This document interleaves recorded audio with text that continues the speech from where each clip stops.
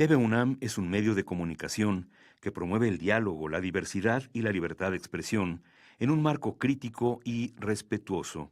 Los comentarios expresados en su programación reflejan la opinión de quienes la emiten y no de quien la difunde.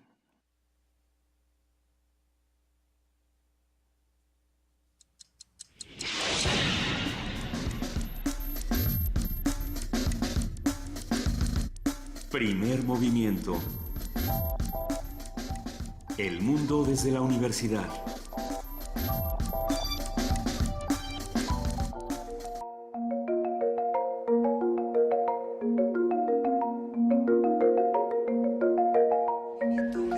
Y en Twitter como PMovimiento o escríbenos un correo a primermovimientounam@gmail.com.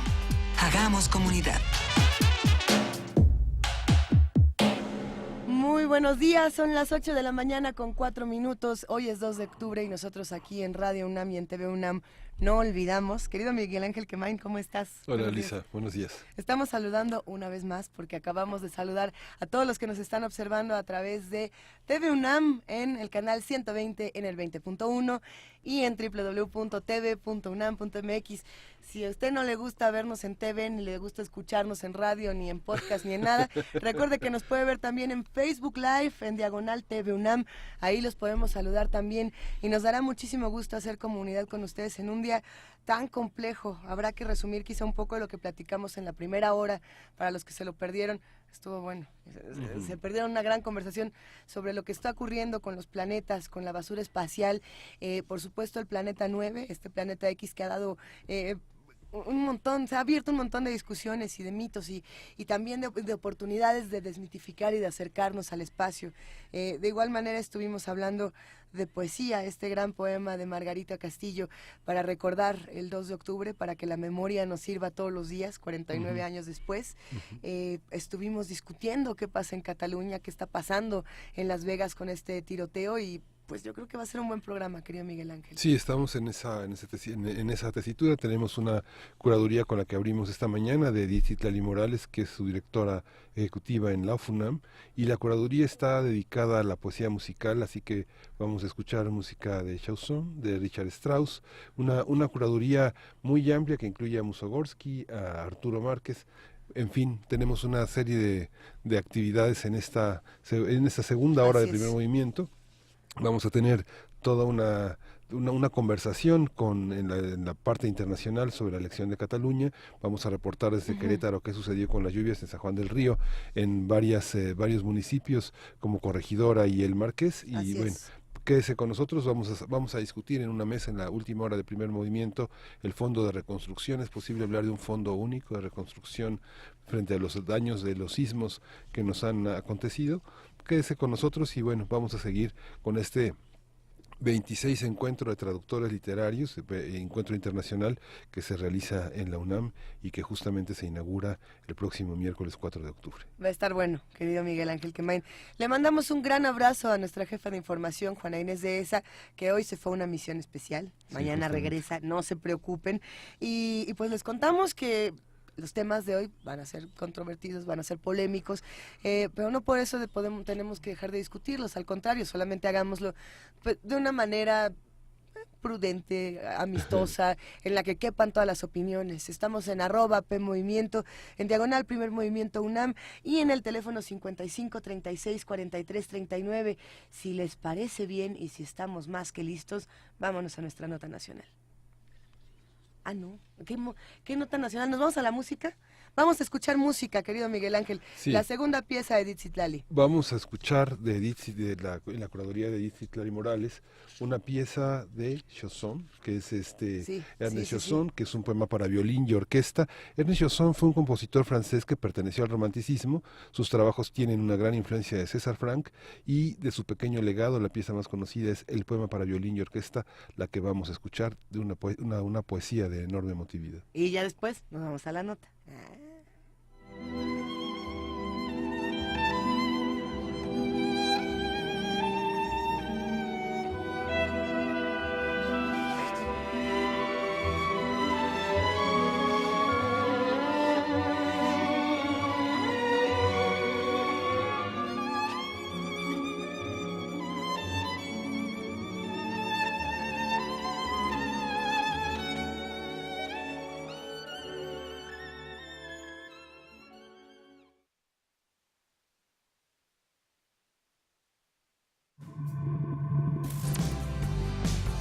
Mi nombre es José Campillo.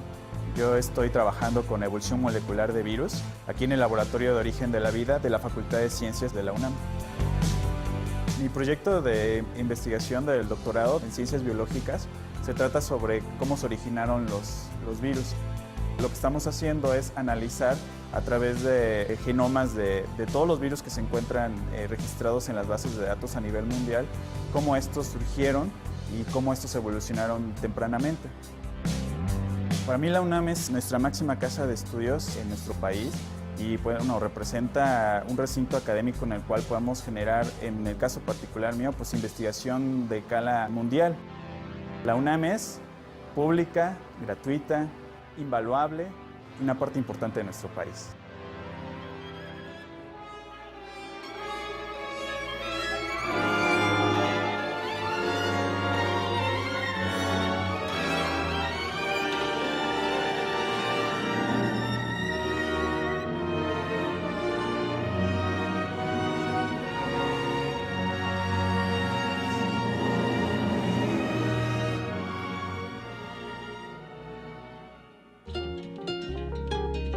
Primer movimiento.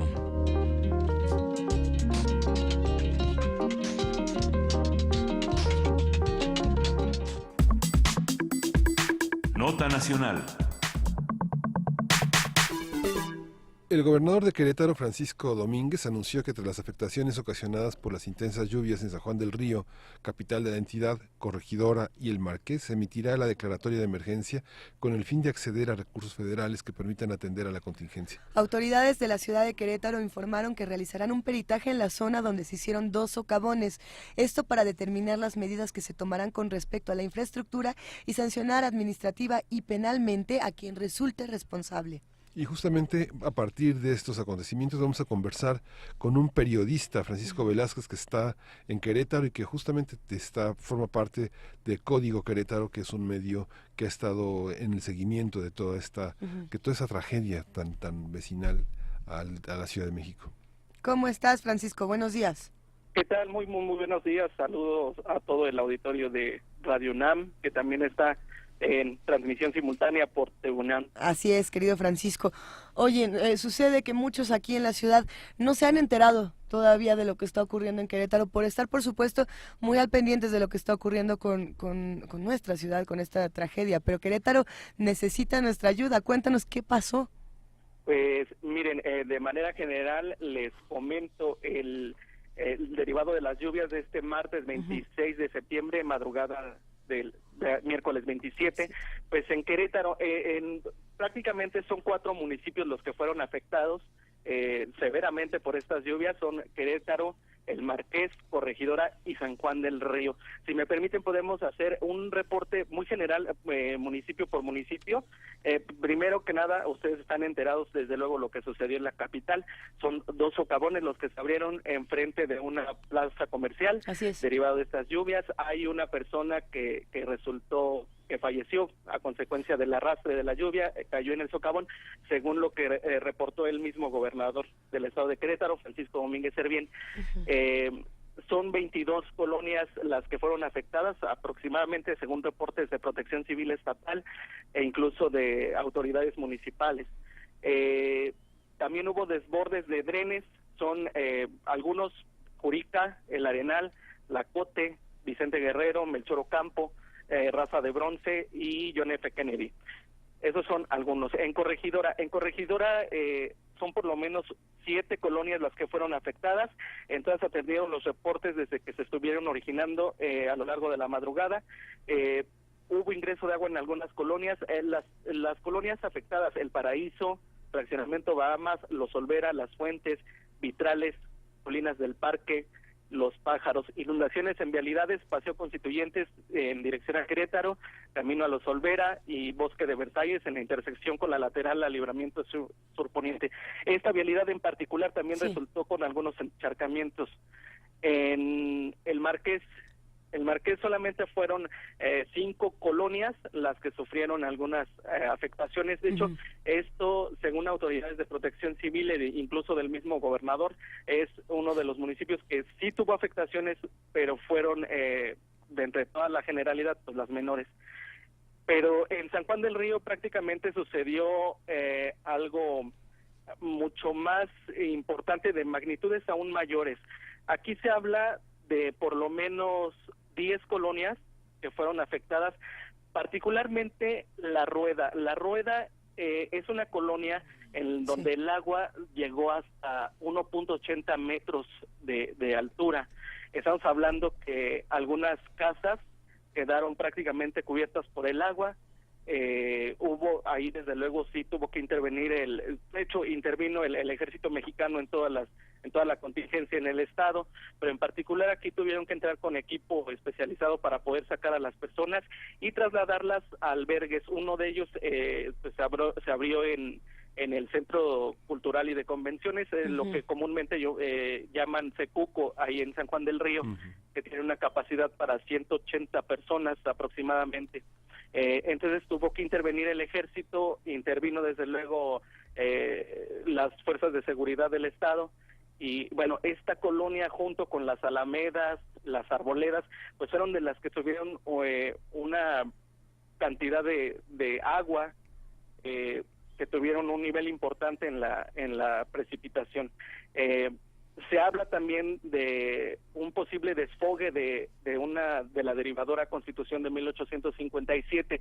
Incluso durante la noche del 26, el presidente municipal de San Juan del Río, Guillermo Vega Guerrero, había dicho, esto lo declaró en redes sociales, incluso emitieron un comunicado la presidencia municipal de San Juan, en el que de alguna manera señalaban a la Comisión Nacional del Agua como el responsable de las inundaciones en estas colonias, en la Rueda, en las alamedas y en las arboledas.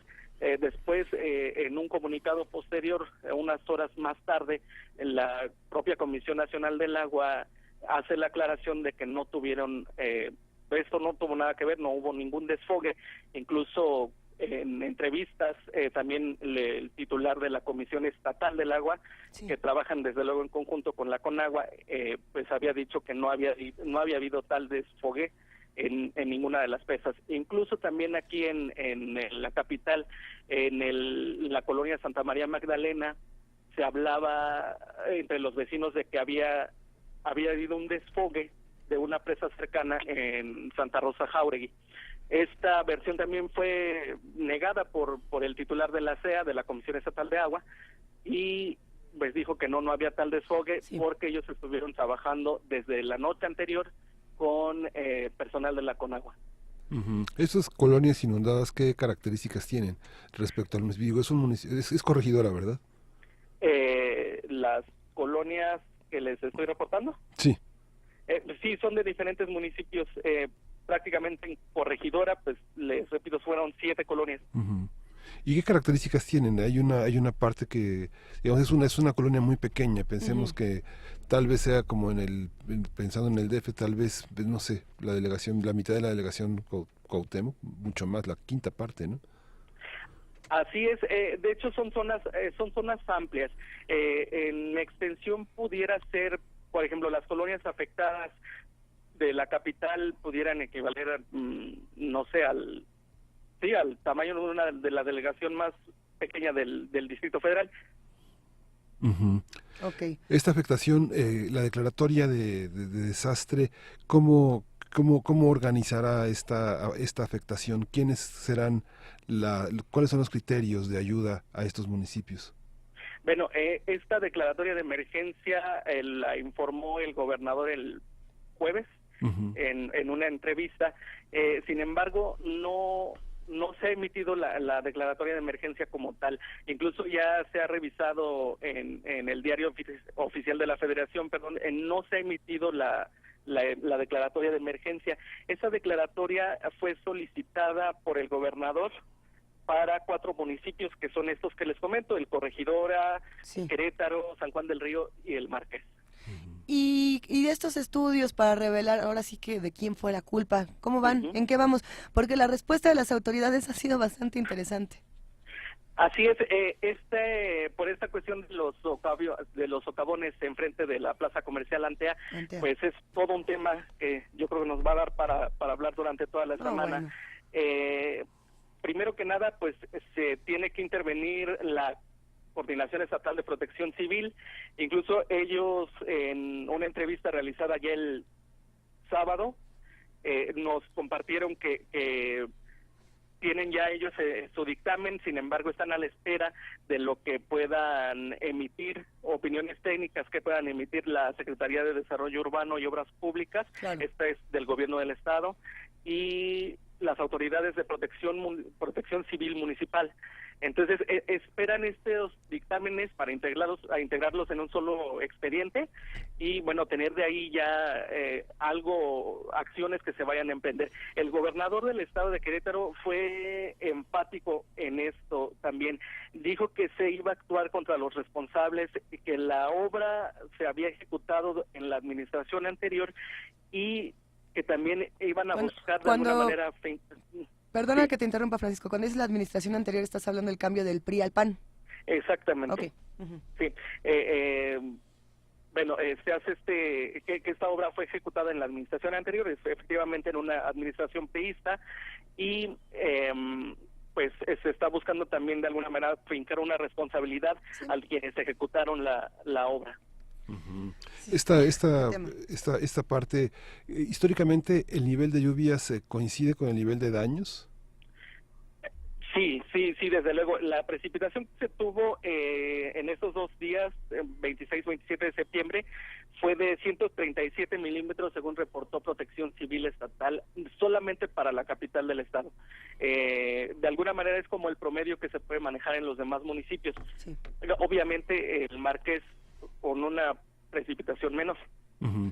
Es que esta relación entre la precipitación histórica y los daños, evidentemente la ecuación tiene un tercer elemento que es la corrupción, porque no habría tantos daños si históricamente ha pasado Querétaro por esa situación y sabemos que es una ciudad colonial y que varios de los municipios, incluso San Juan del Río, tienen un sistema de desagüe de por lo menos 50 años atrás. Uh-huh. No es posible que haya unos daños como los que hubo en esta ocasión, ¿no? Incluso en la capital, si me permite agregar, se hablaba en algún otro momento en seguimientos que se han dado en este medio sobre el tema de los socavones, sobre el tema de las lluvias. Desde luego, pues hemos consultado especialistas en la materia y pues nos han compartido precisamente la cuestión del drenaje, que es un elemento, un factor de riesgo precisamente para que se generen este tipo de fenómenos en el suelo. Entonces, pues ahí está el tema y desde luego pues habría que hacer todo una especie de modernización del drenaje que finalmente se necesita. Hay una ola de indignación por parte de los habitantes de Querétaro, de todos los que viven de este lado, y que tuitean de todo un poco, y hay que decirlo, este asunto de a ver quién tiene la culpa, no que fuiste tú, que fue el PRI, que fue el PAN, no está dejando a los habitantes contentos, no está dejando a los ciudadanos tranquilos. Por ahí se hacen muchísimas críticas de mientras ustedes se pelean, a nosotros nos va a ir exactamente igual. ¿Esto dónde dejó a la sociedad? Claro, incluso no solamente con este tema de los socavones, en los recorridos que hicimos como medio en Pueblo de Jurica, sí, en Jurica, Santa María Magdalena, bueno, donde las afectaciones eran evidentes tan solo aquí en la capital, pues sí, la gente estaba indignada, hablaba de una intervención tardía de parte de las autoridades, sobre todo los primeros que tenían que ser el municipio, el gobierno municipal. Uh-huh. Por ahí del mediodía aproximadamente llegó el alcalde de la capital, Marcos Aguilar Vega, a realizar un recorrido. Obviamente, pues en algunos momentos pues la gente le expuso sus problemas y bueno, en una pregunta abierta que se le hizo también al alcalde, pues se le preguntó sobre esta intervención tardía que reportaban los habitantes. Él desde luego negó esta situación, dijo que se había trabajado desde la noche anterior, claro, incluso desde un día anterior con la gente. Bueno, es que cabe destacar también aquí, desde el domingo, lunes y martes hubo precipitaciones durante la tarde y noche. Entonces, pues obviamente esto abonó a que se presentaran las situaciones que todos conocemos ya hacia el martes y miércoles.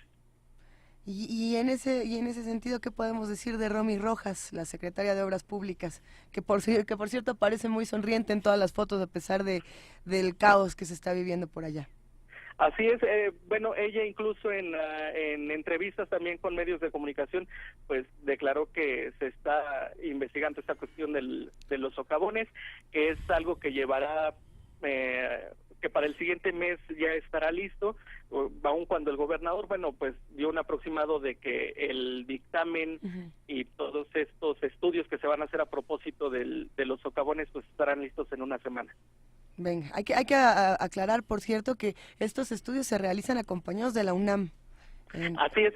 Sí, participan especialistas de la Universidad Nacional Autónoma de México, obviamente mediante sus opiniones y consideraciones técnicas. Pues venga, hay que seguirlo discutiendo. ¿Qué no se ha dicho de un tema como este? ¿Qué es lo que no se está discutiendo desde los medios de comunicación, Francisco? Pues sobre todo lo que menos se ha atendido, sobre todo en esta contingencia, pues ha sido la gente, los daños que finalmente tuvieron las personas. Como que todo se ha centrado en la cuestión del socavón, en algunas situaciones como por ejemplo que si se desfogó o no la presa en la derivadora de Constitución de 1857 en San Juan del Río, pero pues finalmente quienes realmente son los afectados pues están siendo un tanto, no quiero decir ignorados, pero no se les ha dado tanto el peso que deberían de tener. Entonces, desde luego, pues son los más afectados, es la gente que resiente en su economía, en su patrimonio, incluso en la seguridad, todo esto que sucedió el 26 y 27 de septiembre. Pues sí. Querétaro es un espacio vital de entronque entre varias entidades y esa tragedia cómo ha influido en la parte comercial, en la parte turística. ¿Tiene algún impacto ya? No, hasta el momento no. Hay que recordar que bueno, estos eventos climatológicos pues tuvieron lugar en una temporada que no es alta en actividad turística. Esto afortunadamente porque bueno, también hubiera afectado el flujo de los turistas durante estos días. Pero bueno, afortunadamente se presentó en un día distinto. Sin embargo, pues obviamente esto lo que sucede es imagen para el Estado. Entonces puede tener alguna repercusión no solamente en la actividad turística, sino en muchos ámbitos. Porque, bueno, una cuestión que nos comparte mucho la población es que tienen temor sobre toda esta cuestión de los socavones. Y bueno, mientras el PRI y el PAN se pelean, la sociedad está indignada y lo tuitea, Romy Rojas sale en la foto y sonríe. Mientras hablamos de socavones como desastres naturales y no nos fijamos en lo que significa la corrupción, en Jurica y en Juriquilla están los niños sin escuelas. Que esa es otra cosa que no hemos dicho. ¿Qué ha pasado con los niños? Se ha pedido toda clase de acopios de útiles escolares, de materiales didácticos, porque los niños no tienen en dónde pues vivir su infancia. ¿Qué pasa con eso? Que también es importantísimo. Sí, según reportaba la Unidad para los Servicios de Educación Básica del Estado de Querétaro, la UCEBEC, derivado de esta contingencia, hubo 29 escuelas de nivel básico que tuvieron que suspender actividades durante estos días. De hecho, hoy se reanudaron las clases en estos 29 planteles.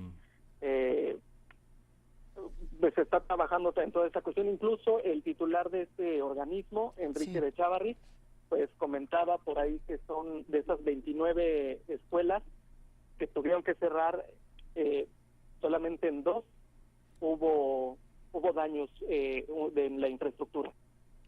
Venga, pues estaremos todavía platicando más de todos estos temas, Francisco Velázquez. ¿Dónde te encontramos? ¿Dónde podemos seguir tu trabajo para estar más informados? Bueno, pues desde luego en la página de códigocro.mx, ahí se publican bueno todo lo que generamos de información, incluso viene nuestro PDF del diario. Eso. Y pues mis redes sociales, @franberam con V. Ok, ahorita te seguimos y lo compartimos con todos. Sí, nada más, si me permiten agregar un dato que creo que es importante. Por favor. Hasta el 29 de septiembre, la Comisión Nacional del Agua reportó 13 presas al 100% de su almacenamiento. Si me permiten decir las presas por municipio. Por favor.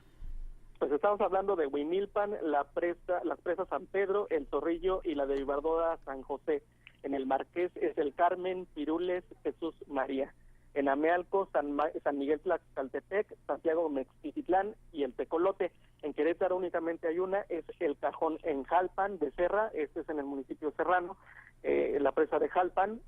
En Pedro Escobedo tenemos a La Venta y en San Juan del Río la Puerta de Alegría. Bien. Te agradecemos muchísimo, Francisco, y estamos compartiendo en este momento la página de Código CRO, que se escribe como Código Querétaro, o sea, con Q.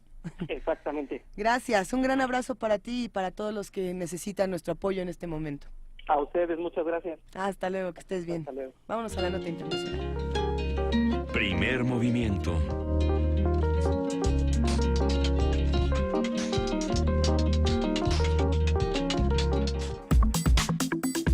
Nota internacional. Este domingo se realizó el referéndum de independencia de Cataluña, calificado de ilegal por el gobierno español, que utilizó a la policía y a la Guardia Civil en su intento por impedir esta consulta. De acuerdo con el gobierno regional de Cataluña, la violencia de los agentes para incautar urnas y cerrar centros de votación provocó heridas a más de 800 personas y anunció que el sí a la independencia ganó con el 90% de los votos frente al 7.8% del no. En el referendo participaron 2.262.424 ciudadanos. Las acciones de los agentes de seguridad lograron cerrar 319 de un total de 2.315 centros de votación y las imágenes están ahí. Que no nos quieran decir que no pasó lo que todos vimos. Ya lo vimos. Mariano Rajoy, presidente del gobierno español, culpó de lo ocurrido a los organizadores del referéndum y dijo que sencillamente no ha existido.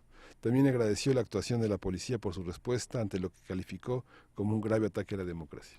Haremos un análisis de los resultados y las notas alrededor de esta elección catalana con el doctor Javier Oliva, profesor investigador de la Facultad de Ciencias Políticas y Sociales de la UNAM. Javier, muy buenos días, ¿cómo estás? ¿Qué tal, Luisa? Buenos días, Miguel Ángel. Gracias por la oportunidad y saludos al equipo en cabina y a nuestro auditorio de Primer Movimiento. Gracias, Javier. Es un tema difícil y que despierta... más bien que polariza a todos los que se enteran del tema, tanto a los españoles, a los catalanes, a los mexicanos, todos tenemos una opinión, pero es complejo entenderlo. Quizá antes de hablar de exactamente qué fue lo que pasó ayer, podríamos regresar un pequeño pasito para explicar, Javier, qué era lo que se estaba discutiendo y por qué se estaba votando. Sí, desde luego, Luisa. Sí, es justo como tenemos que arrancar justamente este tipo de análisis que, como bien señalas, polarizan. Hay que recordar que desde...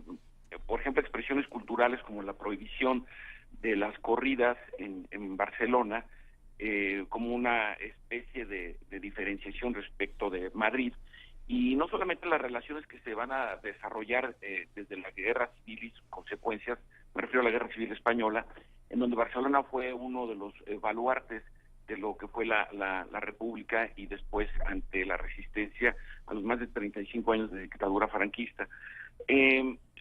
Los actuales dirigentes son herederos de un partido muy importante en la historia de Cataluña, un partido conservador que es Convergencia y Unión, que quiere decir Convergencia y Unión, cuyo líder histórico, Jordi Pujol, su familia, su esposa y sus hijos y él mismo, hoy se encuentran sujetos a procesos confesos de corrupción.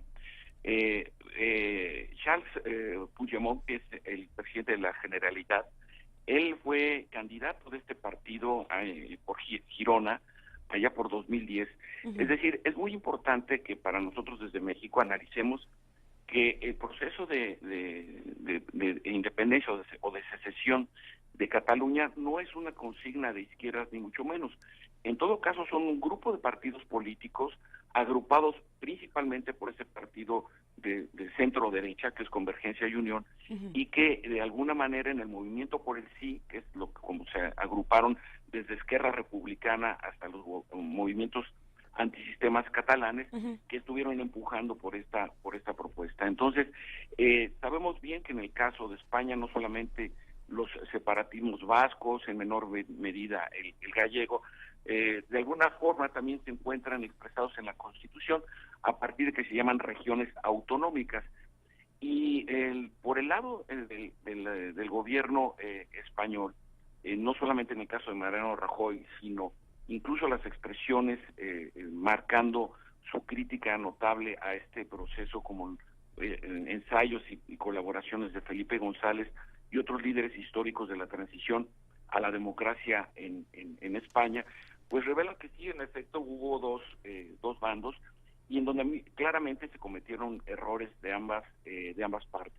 Sí. Pero lo que sí, Luisa, como tú lo planteas, me parece muy importante, es cómo podemos tomar ciertos elementos, ciertos análisis que eviten justamente esta polarización. Es decir, apoyar el independentismo catalán de ninguna manera significa ser de izquierda, ni estar en contra del separatismo catalán significa ser de derecha, sino que tiene que responder a un proceso político, incluso en el contexto de la Unión Europea, que, si me permiten, es un tema que habría que tratar un poco más a detalle si hay oportunidad en esta entrevista. Esta parte del separatismo tiene un origen en la muerte de un dictador en su cama, y no que lo haya quitado a una sociedad que buscaba la democracia. El proceso es muy complejo, es un proceso que ya lo hemos visto en Latinoamérica con Chile, sí. Pero esta parte hacia dónde lleva, digamos, esta parte que no es necesario pensarlo desde la izquierda como para pensar ese proceso autonómico, pero sí las heridas enormes del franquismo hacia Cataluña y del conservadurismo español, que sigue siendo, como decía Cabrera Infante, un convento. Y esta parte también de tan poderoso como el catalán es el vasco. ¿Cómo pensar esa parte hacia atrás y hacia adelante, Javier? Sí, en este contexto, y como bien apunta Miguel Ángel, el proceso de la construcción de la democracia en España, en donde recordemos que quien iba a ser el heredero de la dictadura franquista, el general Carrera Blanco, y que es liquidado en un espectacular, y me refiero espectacular por la cantidad de dinamita que se utilizó y cómo quedó el vehículo donde se desplazaba este general, quedó en el techo de un edificio, fue justamente perpetrado por Euskadi Tados Katasuna, que es el nombre de Euskadi Independiente, de la ETA, y que conforme se fue instalando la democracia en este país, pues cada vez quedaba más claro que la vía violenta pues no era la opción. Actualmente se encuentra en un proceso de cese al fuego declarado de manera propia por la ETA, y hay algunos resquicios todavía para lograr el acuerdo definitivo y el desarme de la organización, aunque ya lo han anunciado, como es por ejemplo el tema de la ubicación de los presos.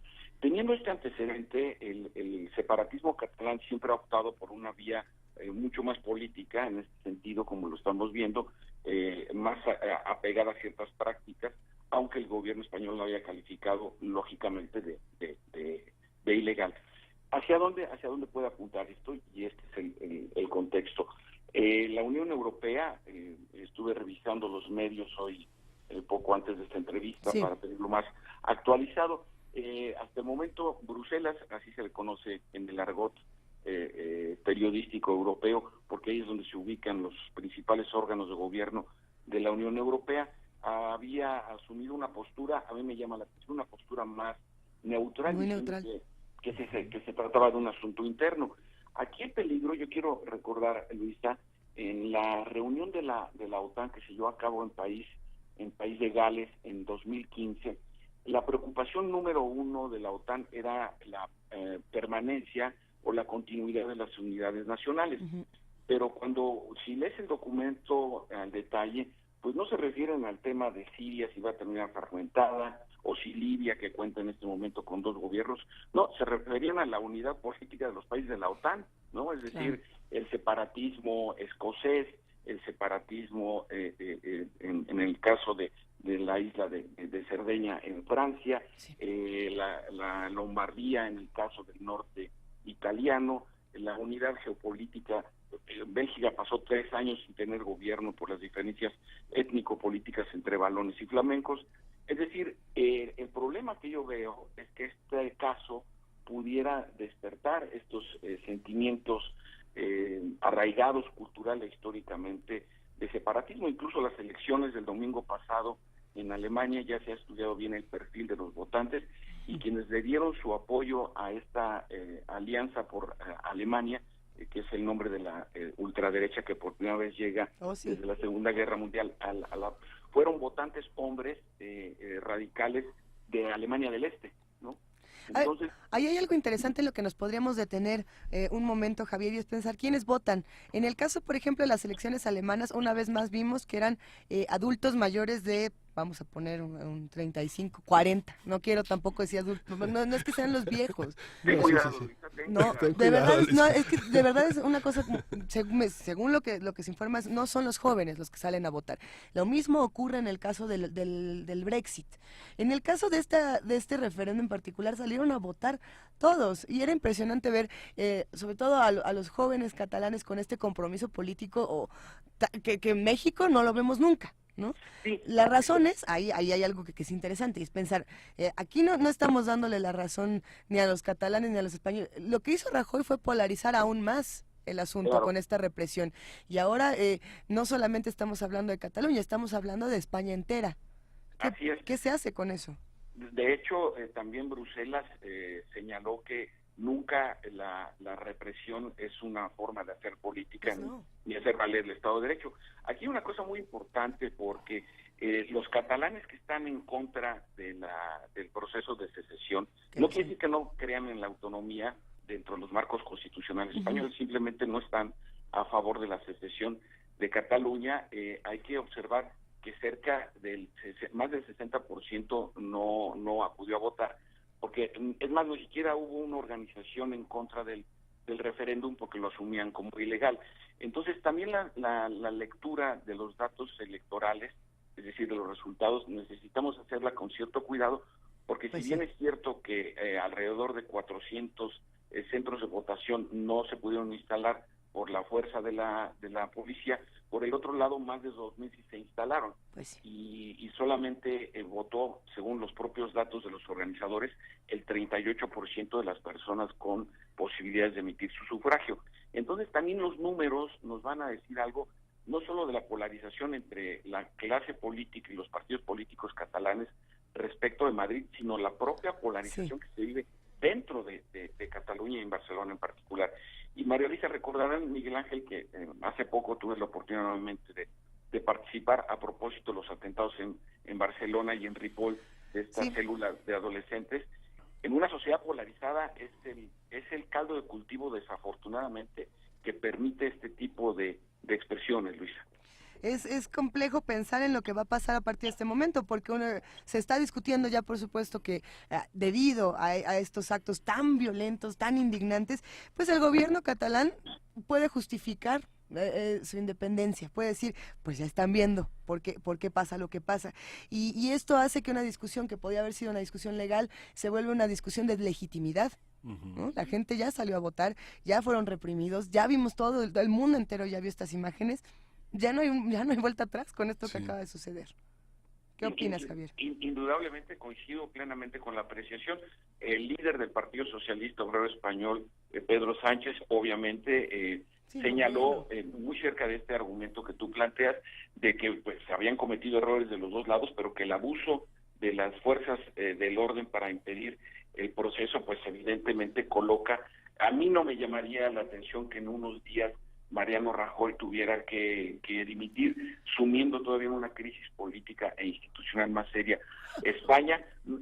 Es muy importante observar la prudencia que ha guardado el jefe de Estado, que es el rey Felipe VI. Yo calculo que quizá en unas 24 horas máximo él tendrá que emitir alguna posición al respecto, porque sí, sin duda, el debilitamiento político de Mariano Rajoy, que recordemos que viene de dos casos muy graves de acusaciones de corrupción de su entorno político, pues lo coloca en una debilidad, ya no digamos política, sino en una, que a mí me parece todavía más serio, una debilidad moral para poderle hacer frente a la conducción de un proceso político que puede afectar la unidad geopolítica de un país tan importante como es España. ¿Qué se prevé ¿qué piensas, Javier, que declarará la monarquía? ¿Cuál es la posición de la monarquía frente a esto? Pensando en que la monarquía sí jugó un papel muy importante en la llegada de la democracia en España. Pues mira, el antecedente más importante que tenemos es y ya es reciente, y regreso a los atentados de Ripoll y de Barcelona, donde por primera vez en la historia de la España democrática, el jefe de Estado, es decir, el rey, bien sea su padre o él, se apersona en un evento donde la sociedad es agredida en este caso, por un acto terrorista o un evento de carácter meteorológico, es decir, un incendio, lo que sea. Entonces, el rey encabezó la manifestación en las Ramblas, y es cierto que recibió algunos abucheos, pero también algunos aplausos. Entonces, si tenemos este antecedente, me parece que va a ser lo más lógico es que, o a mí me parece que fuera lo lógico, hiciera una convocatoria formal a establecer una mesa de negociación, un diálogo con resolución y con antecedentes, pero yo pienso que quien no se va a sentar ahí probablemente va a ser Mariano Rajoy, porque no sería un elemento, su participación política me parece que no sería un perfil que ayudaría al establecimiento de ciertos puntos de acuerdo.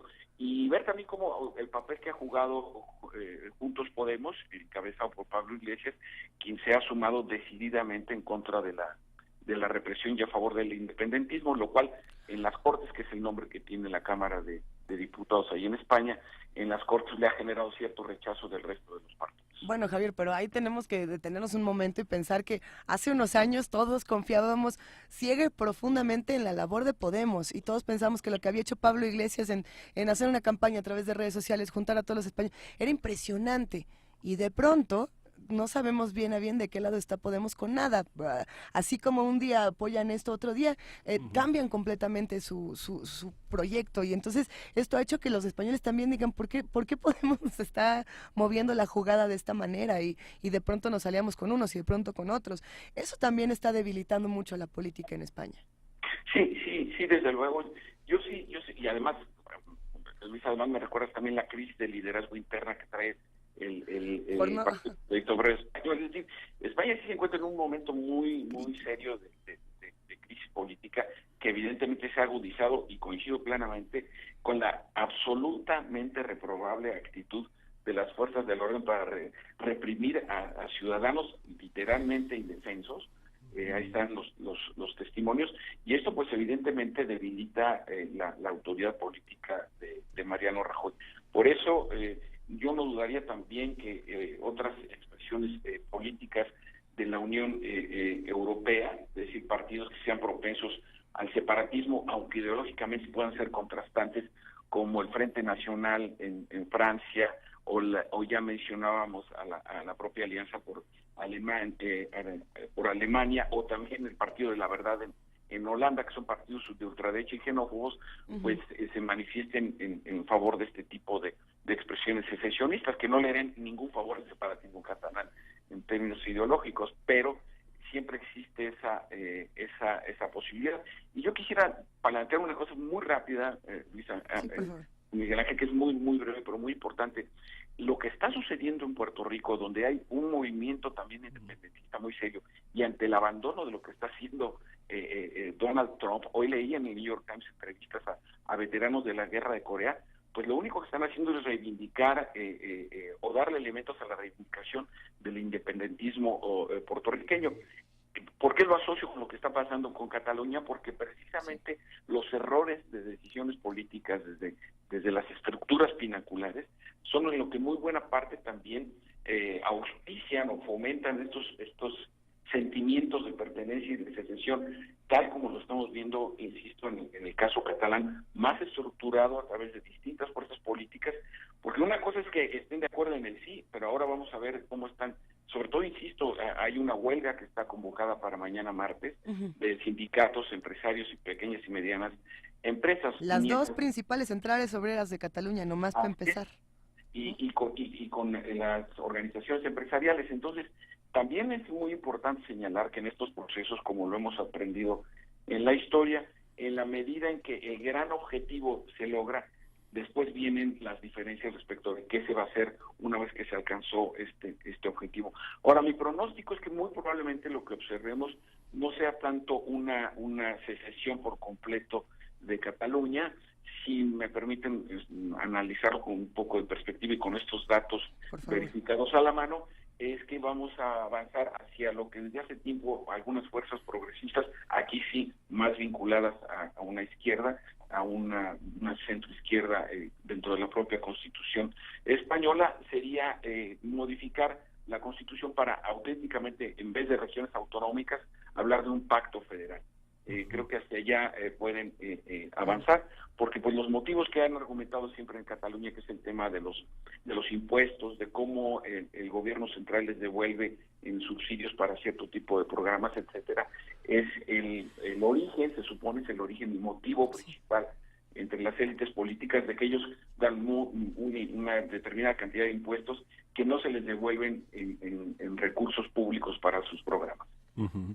Es muy interesante tu predicción, Javier, porque finalmente México, desde la Revolución Mexicana y bueno, desde bastante antes, muestra un adelanto en esta parte de la construcción del Estado en relación con España.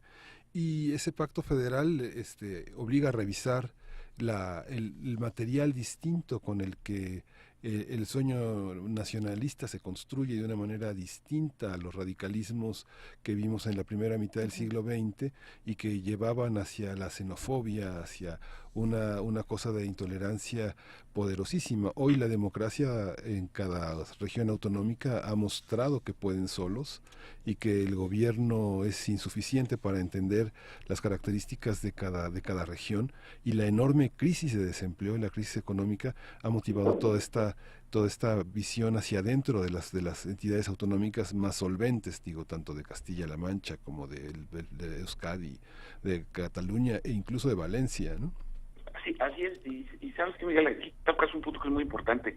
Ya las fuerzas más radicales dentro del independentismo catalán sí han asumido posturas anti-españolas, o si queremos hablar con más precisión, anticastellanas, y esto también nos ubica en una posición muy polémica de prohibir, por ejemplo, el español, como era alguna de las me refiero a la lengua dentro de Cataluña. Entonces, sí hay que cuidar que este independentismo no cometa los errores de otros movimientos que segregan o marginan a los demás por ser de un origen diferente. Sí. Entonces, es aquí donde los vasos comunicantes con posturas que, si bien ideológicamente no tendrían que ver, sí se vinculan con la exclusión a partir del nacimiento de una persona, y es un problema muy serio. Y quisiera agregar sobre el caso del federalismo mexicano que nosotros vivimos una paradoja.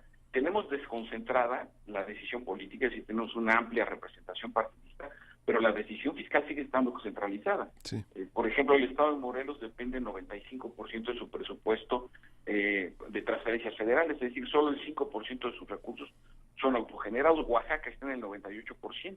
Sí. Entonces, tenemos una contradicción estructural que pues obviamente nos impide avanzar. Por ejemplo, lo que estaba escuchando en la nota introductoria sobre el caso de Querétaro, pero bueno, sí. Sería bueno. Sí, es que es muy interesante porque se construye desde ahí.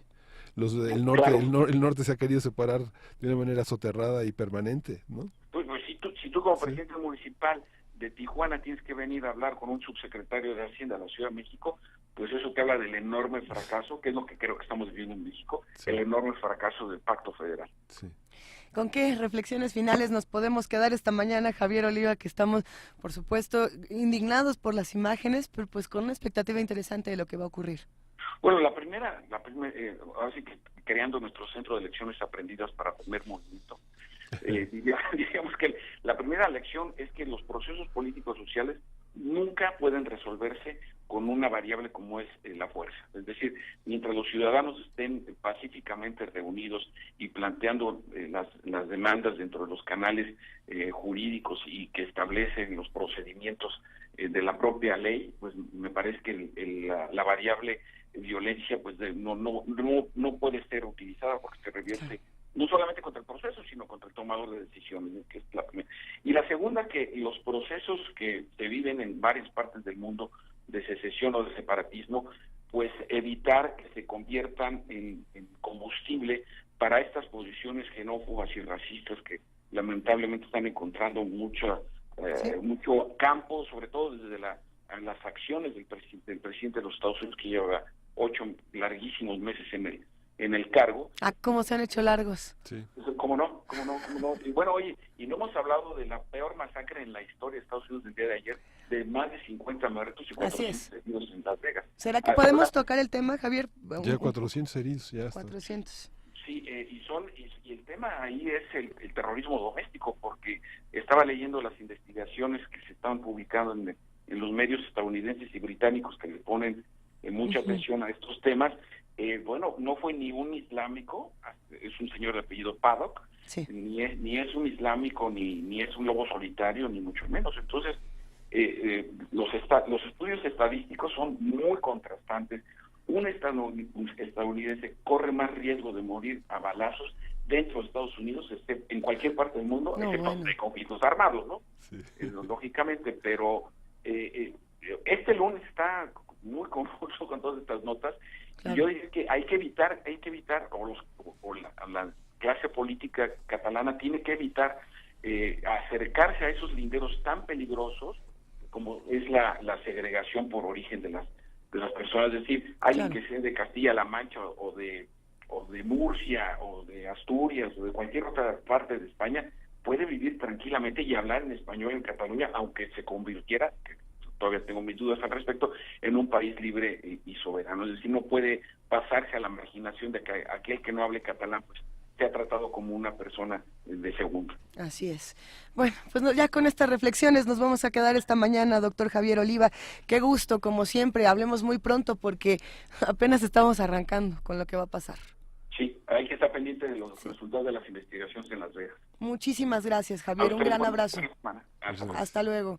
Vámonos a un corte, pero antes de hacerlo, les recordamos que estamos en el canal 120, en el 20.1, en tv.unam.mx y estamos como siempre en el 96.1 de FM, en el 860 de AM y en www.radio.unam.mx. ¿Nos iremos con música? Sí, nos vamos a ir con Richard Strauss, Don Juan, este poema sinfónico de 1888, a partir de una leyenda erótica que Nikolaus Lenau hizo en un poema homónimo. Y aquí en radio y en TV UNAM no olvidamos.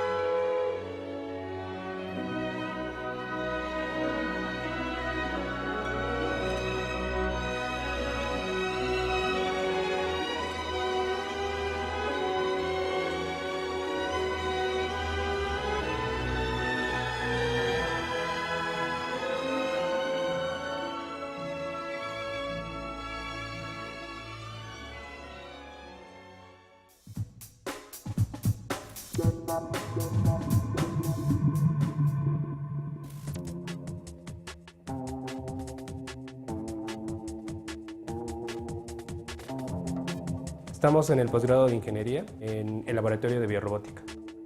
Soy Reinaldo Martel Ávila y me dedico a desarrollar el robot Justina. Justina es un robot de servicio dedicado a asistir a personas que no tienen la posibilidad de ejecutar ciertas tareas, orientado al hogar o en la oficina. La Facultad de Ingeniería es mi alma mater que me proporcionó no solo los conocimientos, sino que también valores con los que ahorita cuento. Es una institución que proporciona muchos conocimientos a todos los alumnos que pasan por estas aulas. Ser Puma es darlo todo por la institución que me dio mi licenciatura y también en la que igual hice mi posgrado.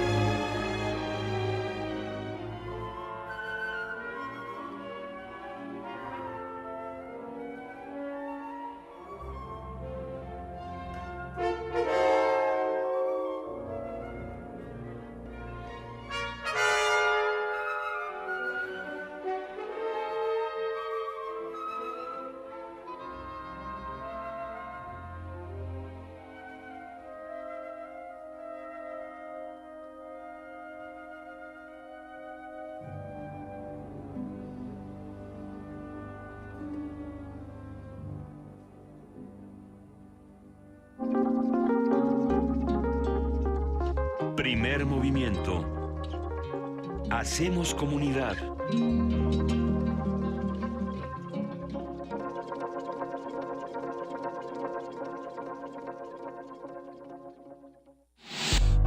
La Universidad Nacional Autónoma de México informa. La Facultad de Medicina ofrece asistencia psiquiátrica.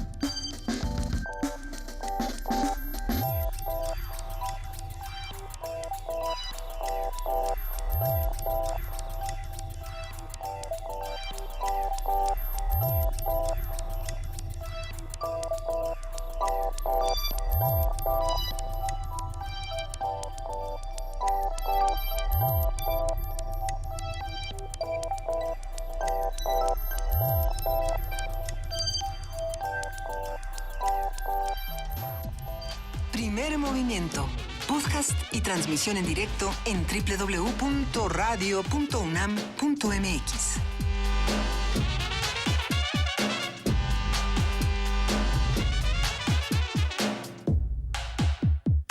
Son las 9 de la mañana con 4 minutos. Hoy es lunes 2 de octubre y aquí en radio y en TV UNAM no olvidamos, querido Miguel Ángel Quemain, buenos días de nuevo. Hola Luisa, buenos días. No olvidamos este 2 de octubre. Así es. Fundamental, que va a tener muchísimas actividades a lo largo de la semana en esta ciudad, desde el Centro Cultural Tlatelolco hasta muchas actividades en las facultades de la UNAM y de muchas universidades que tampoco olvidan que forman parte de este proceso internacional y memorable desde muchos puntos de vista. Hoy por lo mismo tenemos un poesía permanencia voluntaria, es decir, una doble función de poesía para todos los que necesitan y no solamente recordar y con esto defendernos, sino también pues rechazar toda clase de violencia, toda esta violencia que estamos viendo en el mundo y que pareciera un eco, que 49 años después no se detiene, ¿no? Sí. Eso es lo que es impresionante. Un paso atrás y dos adelante, decían antes, ¿no? Un paso adelante, dos atrás y así, uno atrás y dos adelante. Uh-huh. Qué fuerte. Uh-huh. Venga, vamos a Poesía Necesaria, porque tenemos mucho que charlar. Primer movimiento.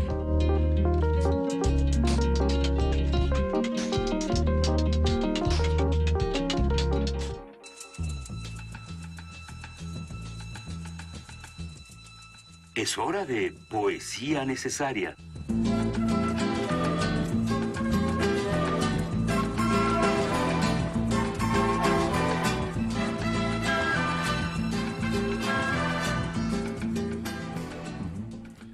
Entre mucha de la poesía que se produjo alrededor de los acontecimientos de 1968 destaca el Memorial de Tlatelolco, que es una pieza de Rosario Castellanos, esta gran narradora y poeta mexicana de una fundamental del siglo XX y que rescata en esta poesía muchas de las imágenes que se conservan en nuestra memoria. La oscuridad engendra la violencia y la violencia pide oscuridad para cuajar el crimen. Por eso el 2 de octubre aguardó hasta la noche para que nadie viera la mano que empuñaba el arma, sino solo su efecto de relámpago. Y a esa luz breve y lívida, ¿quién? ¿Quién es el que mata? ¿Quiénes son los que agonizan, los que mueren? ¿Los que huyen sin zapatos, los que van a caer al pozo de una cárcel? ¿Los que se pudren en el hospital, los que se quedan mudos para siempre de espanto? ¿Quién? ¿Quiénes? ¿Nadie? Al día siguiente, nadie. La plaza amaneció barrida. Los periódicos dieron como noticia principal el estado del tiempo. Y en la televisión, en el radio, en el cine, no hubo ningún cambio de programa, ningún anuncio intercalado, ni un minuto de silencio en el banquete, pues prosiguió el banquete. No busques lo que no hay, huellas, cadáveres, que todo se le ha dado como ofrenda a una diosa, a la devoradora de excrementos. No hurgues en los archivos, pues nada consta en actas. Duele, luego es verdad. Sangre con sangre, y si la llamo mía, traiciono a todos. Recuerdo, recordamos. Esta es nuestra manera de ayudar a que amanezca, sobre tantas conciencias mancilladas, sobre un texto iracundo, sobre una reja abierta, sobre el rostro amparado tras la máscara. Recuerdo, recordamos, hasta que la justicia se siente entre nosotros. Y para tejer un puente entre nuestro país y Cataluña, recordamos al poeta Miquel Martí i Pol, uno de los poetas catalanes más populares y traducidos, con este poema llamado He heredado la esperanza. He heredado la esperanza de los abuelos y la paciencia de los padres, y de los dos, las palabras de las cuales ahora me sirvo para hablaros. Me han dicho que el nacimiento me da derechos inviolables, pero yo soy miedoso y siempre me siento un poco alicorto y solitario. Vivo en un pueblo pequeño, en un país pequeño, y sin embargo, quiero que quede bien claro que esto que escribo, lo escribo para todo el mundo, y que para mí es como si el mundo entero girase en torno al eje de mis poemas. Deambulo a solas por las calles, en silencio, y cada atardecer escucho el canto de las sirenas desde la azotea de mi casa. A continuación, Una noche en la árida montaña, de Mussorgsky.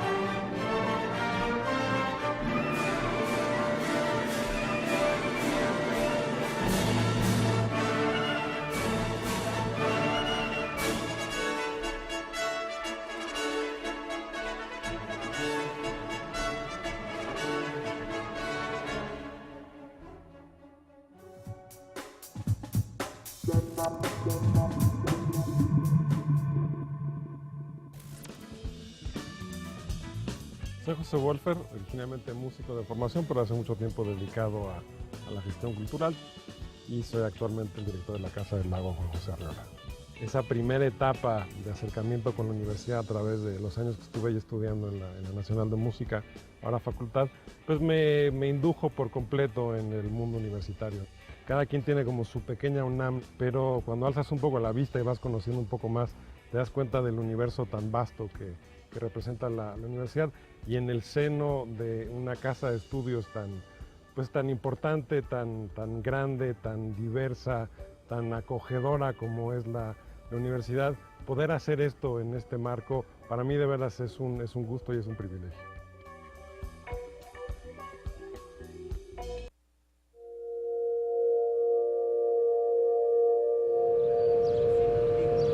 ¿Qué le dicen? ¿Se puede arreglar? ¿Se va a perder?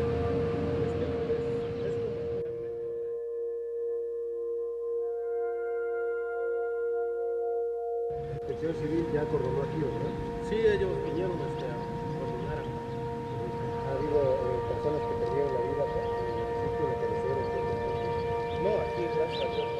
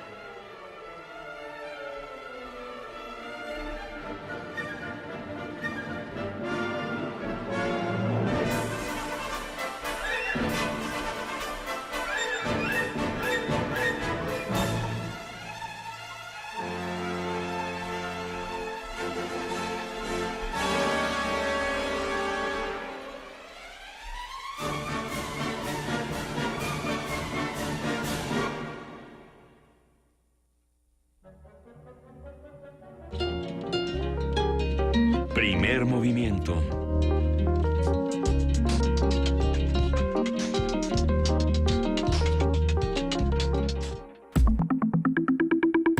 La mesa del día.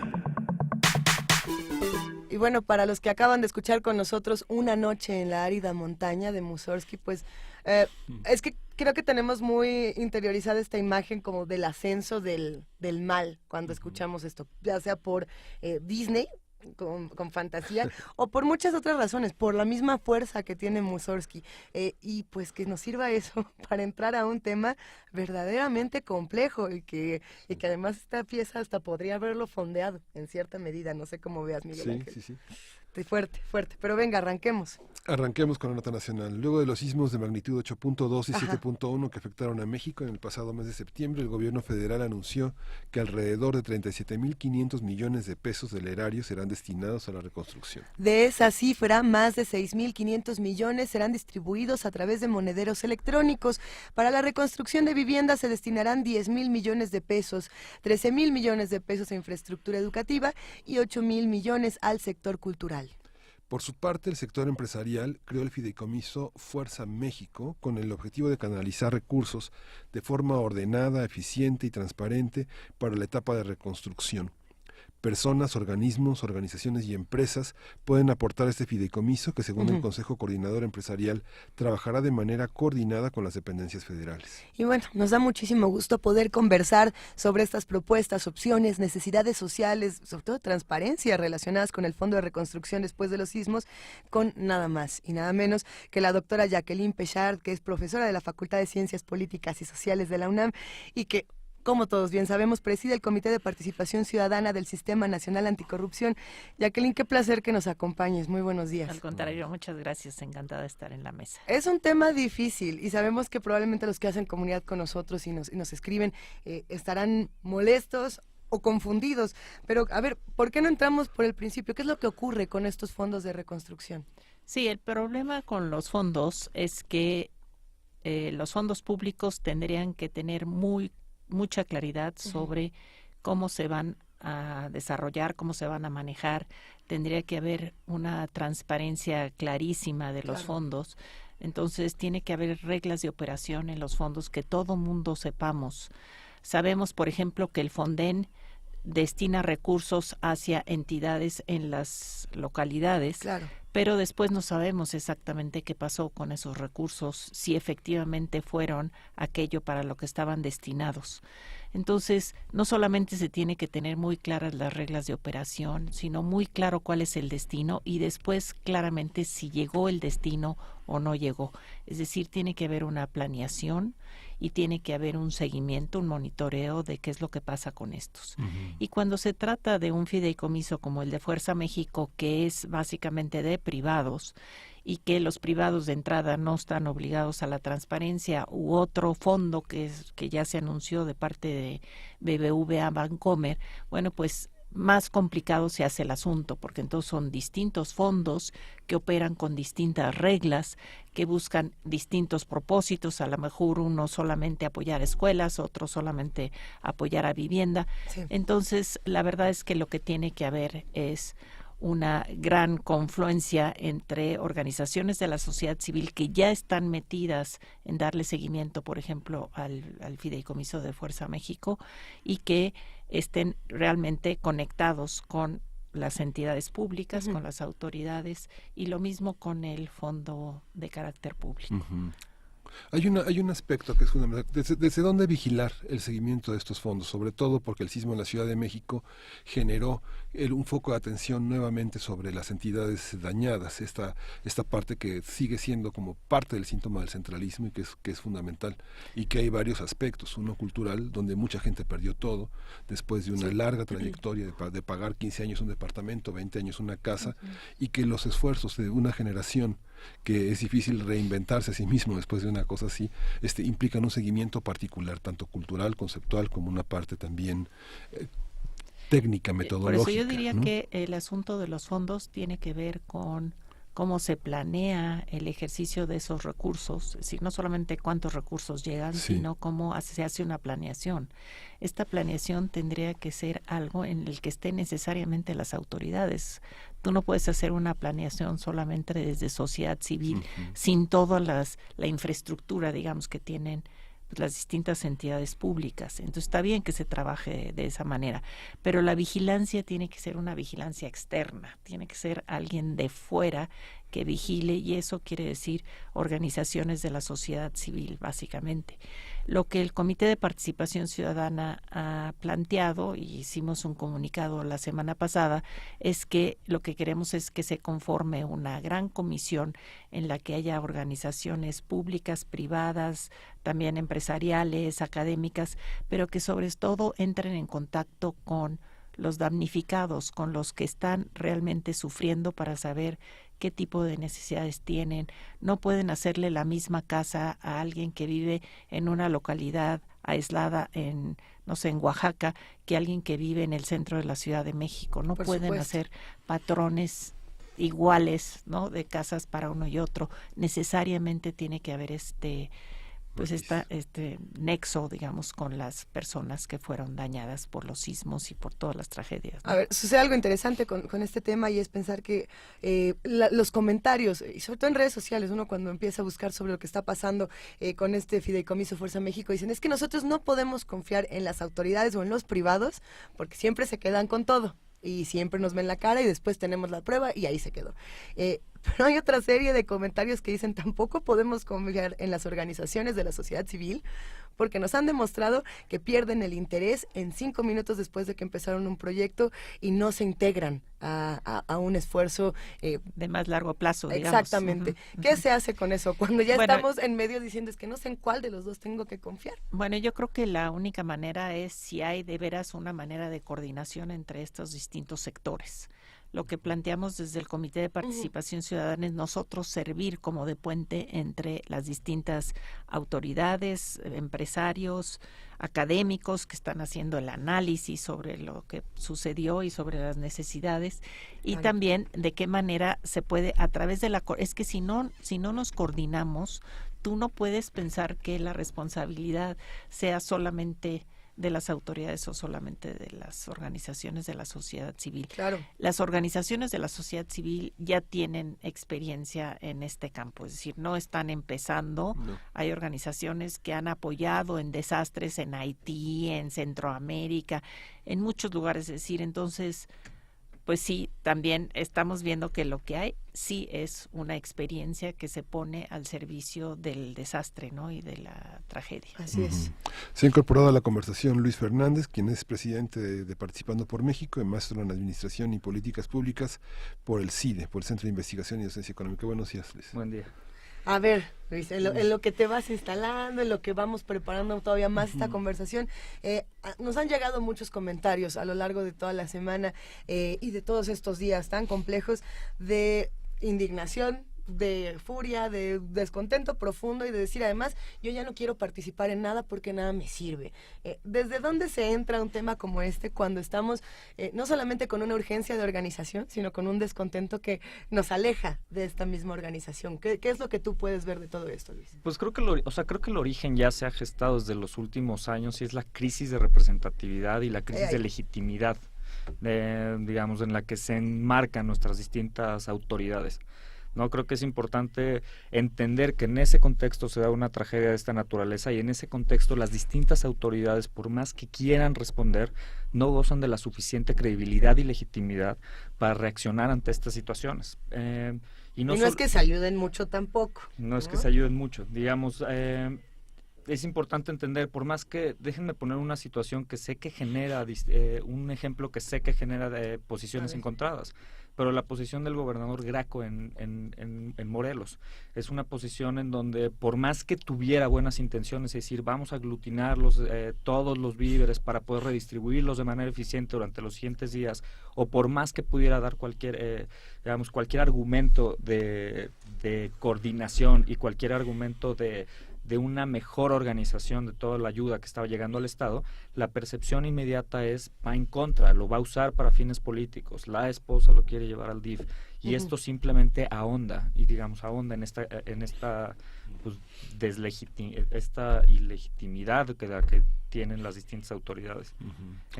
Si quieren, déjenme contarles un poco ahora de lo del fondo. O sea, la expectativa es, a partir de esta situación y de esta crisis de la que gozan nuestras distintas instituciones, un poco siguiendo lo que nos comenta Jacqueline, la expectativa que tenemos como ciudadanos y de autoridades es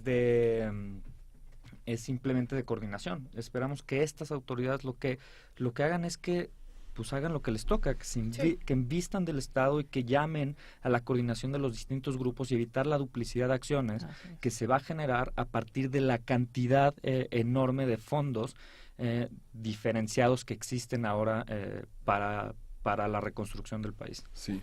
Tenemos sobre la mesa un libro de Jacqueline Pechard que nos decía que recogió el viernes, Transparencia, Promesas y Desafíos, que está en una coedición del Colegio de México y la UNAM sobre grandes problemas nacionales. Y un tema fundamental es hacer un diagnóstico. Sí. Para hacer un diagnóstico se requiere transparencia, se requieren datos, se requiere un sistema de información muy complejo y coordinado que este sismo ha develado, que está sostenido en gran parte de la corrupción. En la Ciudad de México, la situación del colegio Repsamen es un ejemplo plausible de toda esta situación, ¿no?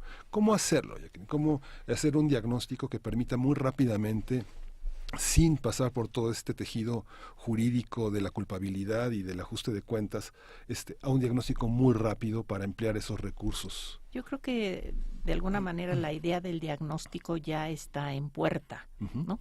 Es decir, hay un grupo de académicos que de hecho tiene presencia en prácticamente todos los estados, en donde el CID es una parte muy importante, y que uno de los asuntos claves es, a ver, ¿qué tipo de fondos hay? ¿Qué tipo de normas guían esos fondos? ¿Cuáles son los objetivos que tienen? ¿Cómo se presenta el asunto de la planeación para el ejercicio adecuado de los recursos? ¿De qué manera se transparenta? Y no solamente que se transparenten los recursos que hay y a dónde van, sino, como digo, se tiene que saber de qué manera esos recursos sirvieron para qué, ¿no? Y junto a eso también, o sea, creo que el diagnóstico, quien lo puede hacer es de nueva cuenta un elemento coordinado, ¿no? Entre autoridades, academia, que pues es sociedad civil, y organizaciones de la sociedad civil que ya tienen experiencia en esto. ¿Cómo? Ya, es decir, ya se empezó, ¿no? Ok, pues Luis Fernández, ¿tú cómo ves? Pues, o sea, yo creo que ese diagnóstico sí tiene que ser el origen, y la transparencia no tiene que, o sea, tiene que suceder, creo que en todas las etapas del proceso, en la atención de la emergencia, en la parte de adaptación durante los siguientes días que pasan a la emergencia, en donde las personas necesitan información. La información es el insumo más importante de cualquier condición de transparencia. Los afectados necesitan saber cuáles son los siguientes pasos que van a seguir, dependiendo, pues, qué tipo de afectación tuvieron, si fue desalojo, si fue derrumbe, si fue algún familiar que falleció. Depende en la parte del país en la que estén, pero toda esa información es la que tiene que ser tremendamente clara y tremendamente transparente, y coincido completamente. Ahora, el diagnóstico, hay diagnósticos que se detonan de distintos fondos. Por ejemplo, el Fonden tiene su propio diagnóstico, van a levantar su censo de daños, a partir de eso levantan el padrón de beneficiarios. Lo mismo el Fondo de Atención de Desastres Naturales de la Ciudad de México, que son condiciones, por ejemplo, que no comparte el fideicomiso, el fideicomiso que se integró con el Consejo Coordinador Empresarial INAFIN, ¿no? que cumple, o más bien que se atiene a leyes o a reglas distintas a las de un fondo. Pero justamente son todas esas las que hay que transparentar. Y va a haber otros, que los mismos privados que van ofreciendo sus fondos a distintos puntos o etapas de la política pública que se va a implementar, que también van a tener que ser tremendamente transparentes. Esa creo que va a ser la condición inicial. Ahora, una vez que estén estos diagnósticos, lo que sigue es la vigilancia, y lo que nos corresponde como organizaciones de la sociedad civil, la vigilancia y seguimiento al ejercicio de esos recursos y a las acciones. Que no se agote, digamos, este voluntariado colectivo y este cambio que está sucediendo en este momento en el país, para poder vigilar ese ejercicio de recursos en todo momento. Por aquí, justo con este tema, nos estaban preguntando, estoy buscando quién nos lo escribió, qué tanto se podía comprobar este asunto del fideicomiso, si se dan tarjetas, cómo se puede dar seguimiento a este tema. No lo sé, a ver, ahorita encontramos más del tweet que nos mandaron. Está muy claro cuáles son, o sea, la forma mediante la cual operan estas tarjetas, que se tenga muchísima claridad a quién se reparte, ¿no? ¿Quién lo reparte? Ahora, lamentablemente estamos en un contexto en donde todos los gobiernos locales y federal quieren aprovechar el asunto de la reconstrucción, de la fase nueva de la reconstrucción después de la tragedia, ¿no? Y del rescate, digamos. Pues lo que están queriendo es jalar agua para su molino. Entonces, algo que tiene que haber es una coordinación también, no solamente entre distintos fondos, sino entre distintas autoridades, ¿no? Entre distintos niveles de autoridad. Y esto de las tarjetas rotas, pues a mí no me parece mal que la gente pueda con una tarjeta comprar el material de construcción y directamente ella tenga ese recurso para comprar ella el material, y no que el fondo le diga en qué empresa compra el material, ¿no? Sino que entonces puede ser bueno, pero siempre que sea claro, transparente, de dónde sale la tarjeta, quién la emite, y que no pueda utilizarse de manera, digamos, política, ¿no? Y ahí pongo la contraparte de este argumento. Justamente en los momentos en los que no es claro, es cuando hay problema.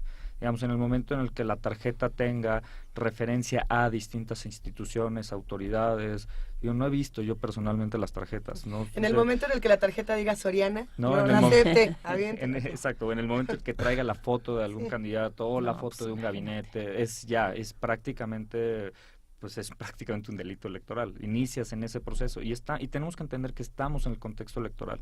Digamos, hay esta propuesta que lanzamos desde nosotros, que es la del Fondo Único de Reconstrucción. Justamente lo que quiere evitar es esa captación o esa cooptación de los distintos actores político-electorales en los 3 niveles de gobierno sobre el proceso de reconstrucción, ¿no? Que lo utilicen para promocionarse, que lo utilicen de manera clientelar para saber a quién benefician o no. Son esas cosas las que se hay que blindar. Y aquí son todas las instituciones de nuestro país que tenemos que hacer funcionar, las que tienen que hacer frente a esto.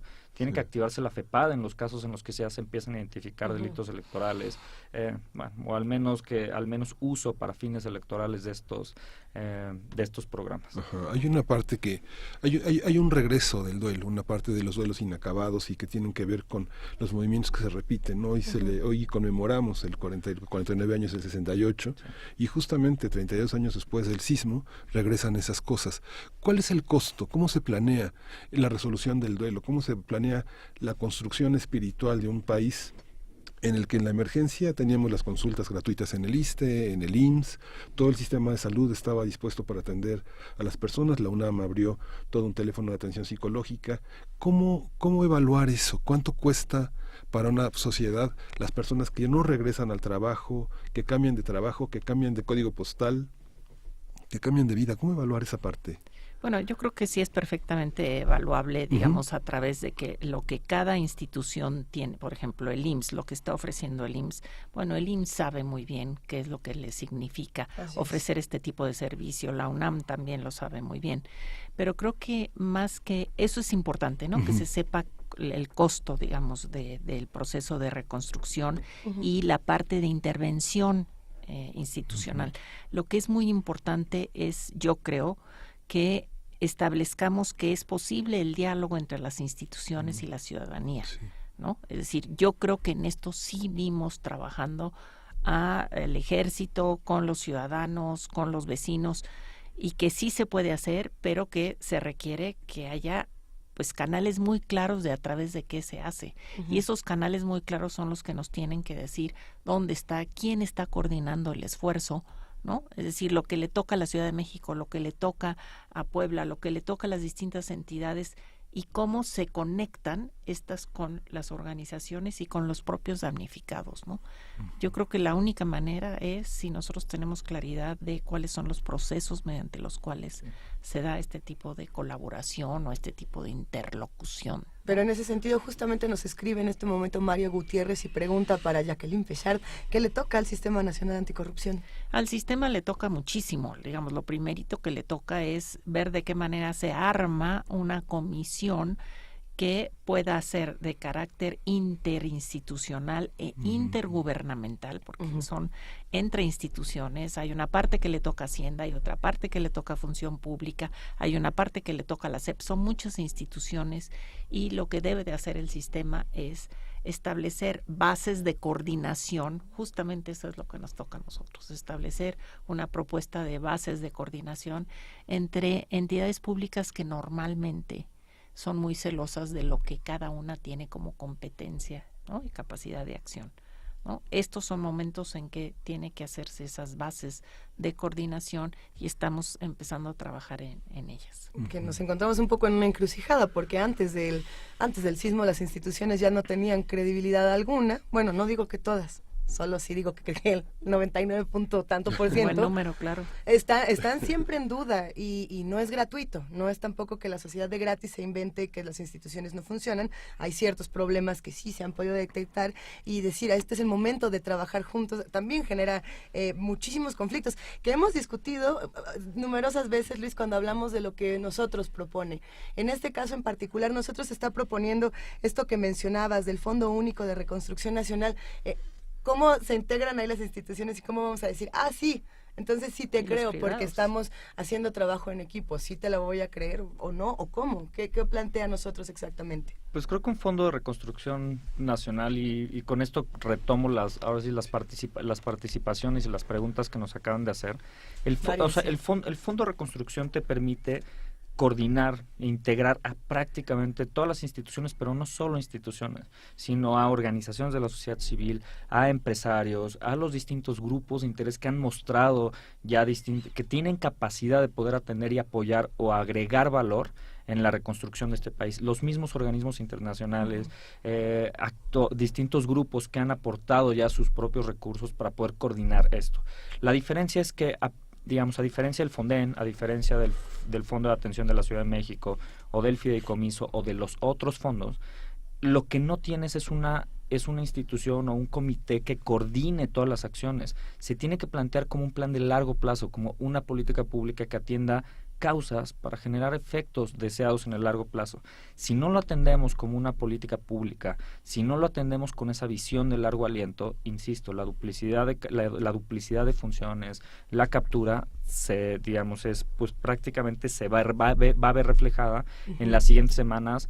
Primero, en los diferentes censos de daños que levanten las distintas instituciones, ¿no? Porque me queda claro que no van a ser solamente una o a nivel estatal o a Protección Civil a nivel nacional o Marina o los que establezcan el FONDEN o ese comité. No va a ser el único insumo que se utilice para tomar decisiones para identificar a los beneficiarios.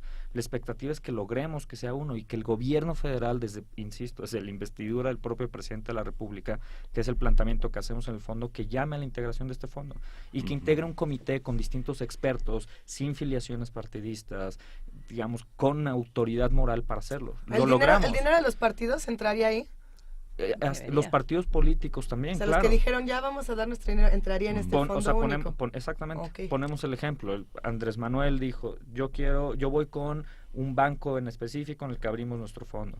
El PAN, PRD, el Frente Ciudadano dijeron, no vamos nosotros porque no queremos que el gobierno administre, ¿no? El PRI dice, yo quiero que administre todos mis recursos porque es impecable el gobierno federal, ¿no? Entonces, en esta disyuntiva, el tema es integremos todos en un fondo y regreso al punto, si logramos integrar un comité de selección impecable para la integración del Sistema Nacional Anticorrupción, si logramos hacerlo para las distintas entidades, que no lo logremos para con el nivel de urgencia, el nivel de participación y intentar quitar todos esos egos y todas esas necesidades de decir yo doy menos o yo doy más, ¿no? O yo entrego más recursos, es esa articulación, no es una competencia, es un proceso de reconstrucción de un país. Y es que, como señala la doctora Pechar, es un tejido fino, ¿no? En donde las propias instituciones van a verse a sí mismas y van a ver de lado en cómo se teje un fenómeno de transversalidad inédito en este momento. Y justamente el INE es el quien define las reglas, ¿no? No son las voluntades de los partidos. Hay una parte, ya leeremos con atención el libro, pero sabemos la ley lo que el INE aplica la ley, ¿no? El INE aplica la ley. Pero esta parte que es interesante, que está en el libro, pero bueno, conocemos el pensamiento que se ha desarrollado a lo largo de muchos años, tiene que ver con esta parte, cómo van a colaborar los medios. Hay una parte de la publicidad que se da en los medios. Hay una, no sé, pienso de alguna manera por el uso que se hace de la publicidad. Esta va a ser jauja el 2018 para los anunciantes, para los partidos. Hay una parte en la que pueden colaborar los medios, una especie como de tiempos oficiales del registro, del seguimiento de este diagnóstico, de este uso del dinero. Bueno, ciertamente si los tiempos oficiales son para que se difunda, para que se dé a conocer, para que se informe lo que es clave para la ciudadanía, en lugar de que solamente se informe lo que es de interés del titular de una dependencia, ¿no? Que esa es la publicidad oficial que debería de eliminarse. Sí. Pero lo que sí debiera de haber es que esos espacios de los tiempos del Estado se utilizaran justamente para decir dónde hay un fondo, dónde hay una comisión que esté dándole seguimiento, dónde hay la transparencia, dónde hay bases de datos que tú puedes consultar. Para eso debería de servir los tiempos oficiales. Pero yo creo que los medios tienen una función muy importante y es justamente poner el ojo. Los medios deben de ser como los grandes traductores de información que a veces la gente no entiende. Pero claro, tiene que haber un compromiso con la función social de la información, ¿no? Si solamente el compromiso es con ganar dinero para la empresa mediática, pues entonces no sirve. Pero sí tiene que haber, por supuesto que los medios son claves, porque son los que conectan a la sociedad con lo que está pasando, lo impreso ¿no? tendría que tener ese y seguimiento. lo no impreso. A ver, por un lado entonces tenemos a las autoridades, a las instituciones, a los medios de comunicación, a la sociedad civil, y por ahí pues también tenemos a las universidades y a la academia, que tendrían que tener una respuesta ejemplar en un momento como este, y en un ejercicio crítico y autocrítico sabemos que no ha sido el caso. Entonces, en algunos casos sí, en otros seguimos cuestionando qué está ocurriendo con la respuesta que necesitamos, con los fondos que se necesita para proteger a las escuelas mismas. ¿Qué pasa con la academia? ¿Cómo tendría que integrarse a un plan como este? ¿Qué tendría que estar haciendo? Pues creo que la academia sí ha sido parte también de este proceso de reconstrucción. Digamos, no los vemos de manera organizada, unificada, tal vez, decir, la posición institucional de una universidad, ¿no? Pero en algunos casos sí. En algunos casos sí. O sea, tuvimos, por ejemplo, una reacción de la misma UNAM, en donde integraron grupos de miles y miles de voluntarios que se aglutinaron en torno a CEU. Al menos, y es importante de nuevo que entendamos las etapas en las que estamos pasando, esta etapa inicial de emergencia, ¿no? En donde reaccionamos todos con el instinto, con la ansiedad colectiva, con las ganas de ayudar de alguna manera. ¿Qué es esto? ¿Qué hace que la ayuda sea desorganizada? Viene un segundo proceso, que es este proceso de resiliencia, de adaptabilidad, de empezar a entender qué pasó, para qué sigue, si soy damnificado, qué es lo que va a suceder. Y desde la posición de la academia comienzan a articularse distintas posiciones para poder ayudar también a las distintas instituciones y agregar valor en aquello en los que son buenos, que es en la parte de reconstrucción desde una visión de política pública, en la parte del análisis de los procesos de transparencia, el análisis en materia de rendición de cuentas. Por ejemplo, al menos por el conocimiento que tengo cercano, se activó el programa interdisciplinario de la Red de Rendición de Cuentas, el PIRC. Y este programa interdisciplinario, que es un programa de CONACYT, tiene alrededor de más de 100 académicos en el país que van a hacer análisis en materia de rendición de cuentas únicamente para el proceso de reconstrucción del país, ¿no? Entonces, el tema no es que no se hayan activado en la emergencia, creo que se activaron de distintas formas, pero se activan en las siguientes etapas a partir de aquello en lo que pueden agregar mayor valor. ¿no? Para ir tratando de redondear esta conversación, para ir cerrando, aunque todavía nos quedan muchos minutos, nos gustaría que nos hablaran de sus proyectos, porque sabemos que los dos traen proyectos muy importantes que además aportan muchísimo para un momento tan complejo como este. Jacqueline Pechard, tienes este libro que nos gustaría que nos contaras un poco qué ha pasado con él, de dónde viene, a dónde va y por qué lo tenemos que leer con urgencia. Sí, bueno, el libro de Transparencia, Promesas y Desafíos que acaba de publicar el Colegio de México y la UNAM en una coedición dentro de una colección que se llama Grandes Problemas, lo que intenta es poner sobre la mesa el estado de la cuestión de la transparencia, no solamente en México, sino en particular en la región latinoamericana y en el mundo en general. Es decir, ¿de dónde viene el tema de transparencia? ¿Por qué el asunto de la transparencia no era tema hace 20 años y de repente se convirtió en un asunto central de nuestra agenda pública? Y justamente porque hay un despertar de los ciudadanos que en buena medida tiene que ver con la democratización de los países, no solamente el nuestro, y que ha hecho que los ciudadanos digan, yo no me conformo con que me dejes ir a votar, ¿no? No es suficiente. Hoy parece que sí es importante que nos dejen ir a votar, ¿no?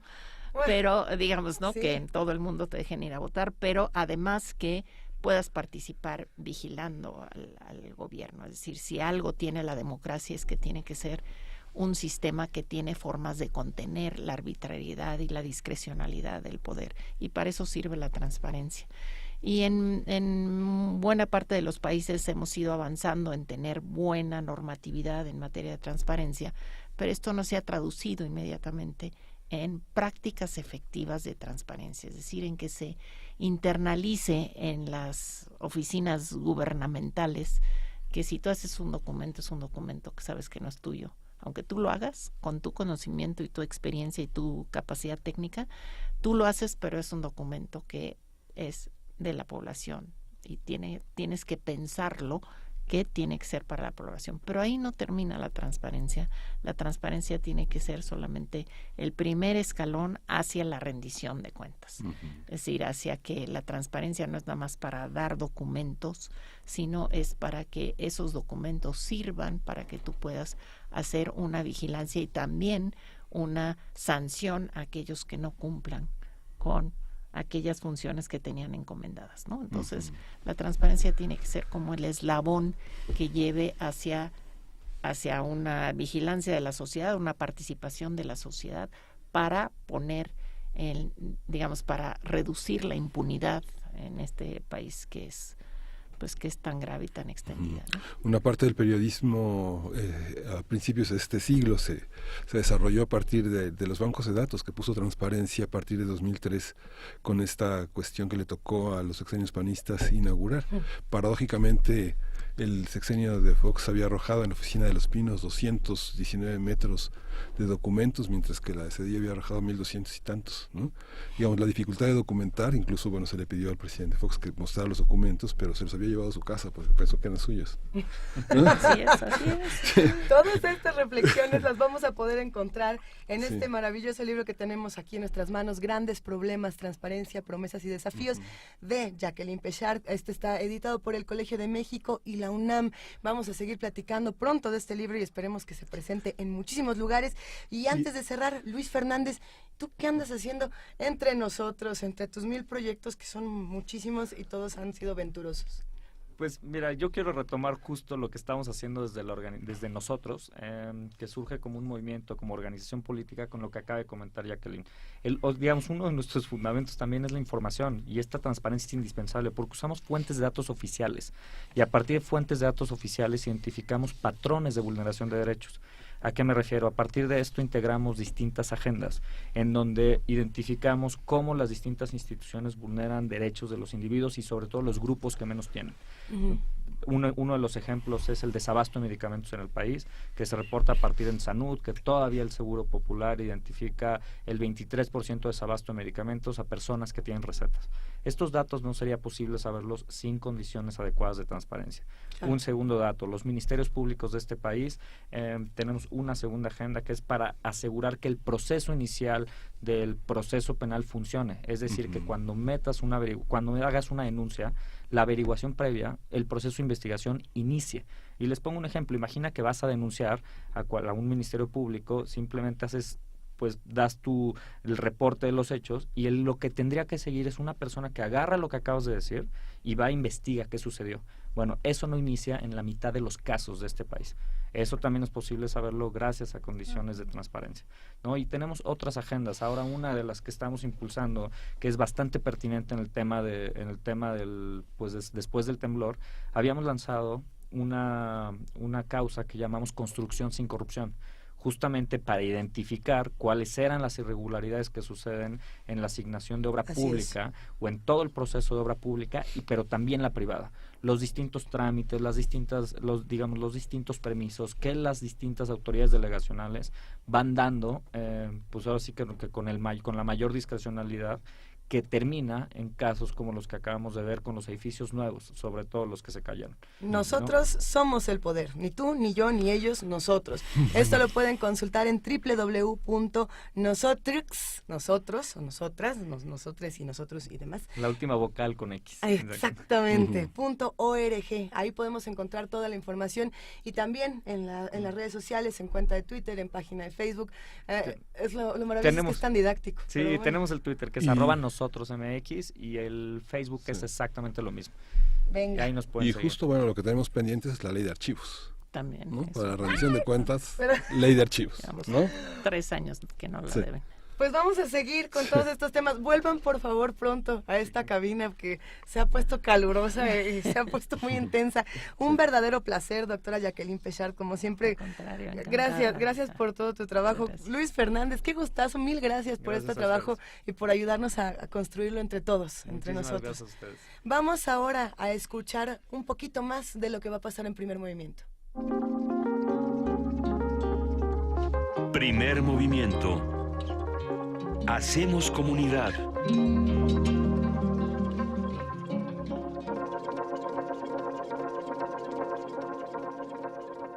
Son las 9:50. ¿Qué horas son, querido Miguel Ángel? Son las 9:50 de la mañana de este 2 de octubre. Los que nos estén viendo en TV UNAM saben son las despedidas y las llegadas. Queremos abrazar a Jacqueline Pechar y a Luis Fernández porque realmente los admiramos y los queremos.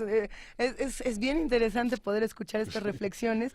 Y no solamente eso, sino dar un salto de ver, esto que está pasando aquí en esta realidad también se traduce en las manifestaciones artísticas, ¿no? Y esa es la razón por la que también nos da muchísimo gusto hablar con Leticia García esta mañana. Sí, Leticia García es la coordinadora del encuentro por parte de la Dirección de Literatura de la UNAM, del 26 Encuentro Internacional de Traductores Literarios, que se inaugura pasado mañana, el miércoles 4 de octubre, en la Sala Carlos Chávez del Centro Cultural Universitario.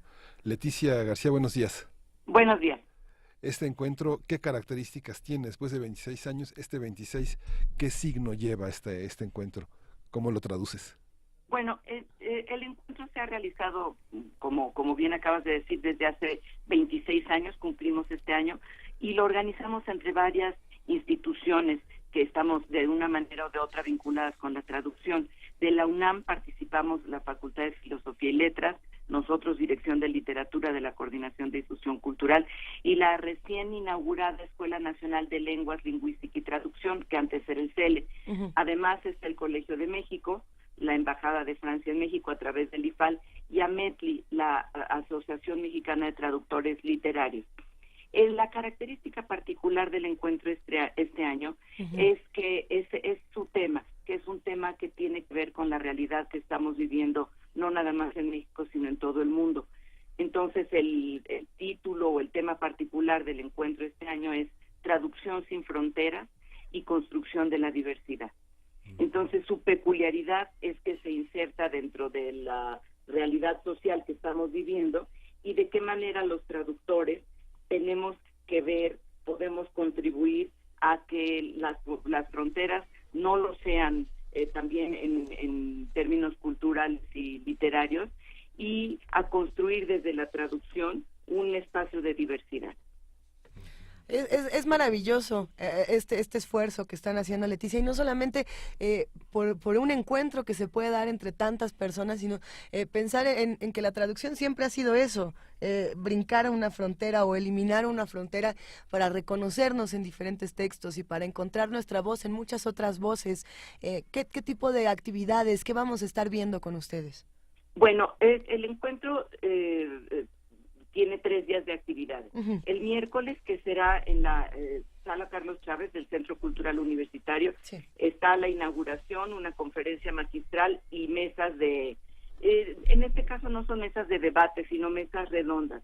Los temas que trataremos durante el encuentro son todo lo que tiene que ver con traducción sin fronteras o visto desde el otro lado, construcción de puentes para acercar a las culturas, ¿no? Excelente. Entonces hay temas como resistencia, traducción desde el exilio, los traductores que viven en México y traducen hacia sus propias lenguas, el género en la traducción, que principalmente son mesas que hablan de interculturalidad.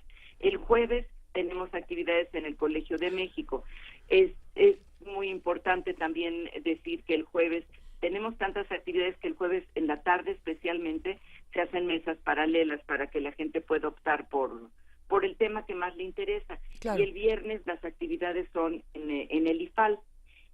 Tradicionalmente, y este año no es la excepción, el viernes en la mañana lo dedicamos a talleres. Se imparten 11 talleres de traducción de problemas muy específicos de la traducción, de lenguas también específicas. Hay un taller de portugués-español, otros de francés, otros de alemán. No es cómo traducir del alemán, sino para gente que ya traduce. Okay. Es especializado. Imagínate, en 3 horas como les enseño a traducir.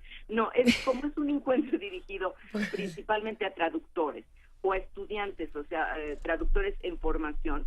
Son aspectos de la traducción que difícilmente les van a enseñar en sus universidades, o que como traductores profesionales son problemas a los que nos enfrentamos, y hay gente que se ha dedicado a investigar estos problemas, ¿no?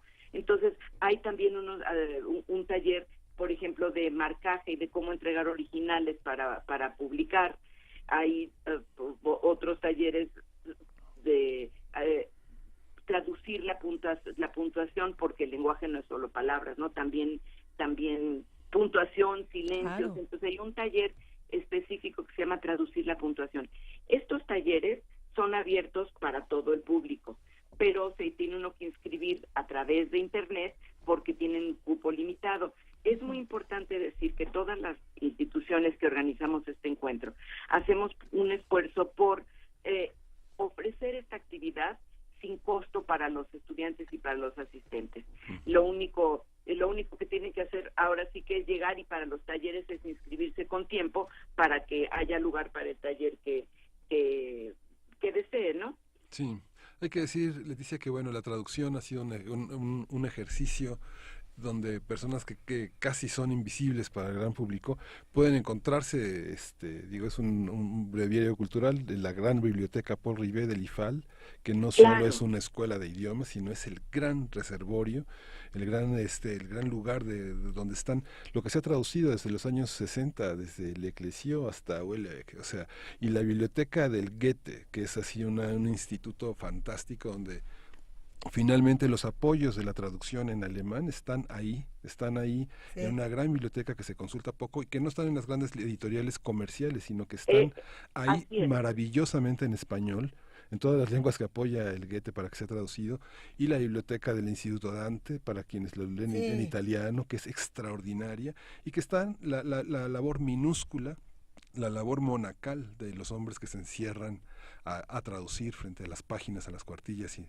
de grandes obras inmortales, y que a veces no aparecen en las traducciones comerciales, sobre todo en las obras de dominio público que son traducidas de una manera arbitraria por muchos sellos comerciales, ¿no? Así es, tienes toda la razón, y lo que hace este encuentro es volver visible esta figura del traductor, que como bien dices, antes era más invisible, ahorita sí ya los traductores mismos hemos luchado porque esta figura se vuelva, cobre la importancia que tiene, ¿no? De hecho, en México y en casi todos los países la traducción genera inclusive derechos, ¿no? Sí.